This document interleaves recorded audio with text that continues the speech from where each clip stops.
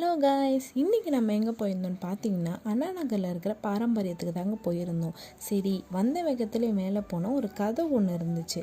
அந்த கதவை தள்ளலாமே அப்படின்னு சொல்லிட்டு தள்ளி பார்த்தா ஓப்பன் ஆகலை. சரி, எதுக்கு அப்படின்னு சொல்லிட்டு ஸ்டெப்ஸில் நானும் ஏறி பாரம்பரியத்துக்குள்ளே என்ட்ராகலான்னு சொல்லிட்டு உள்ளே போயிட்டேன்.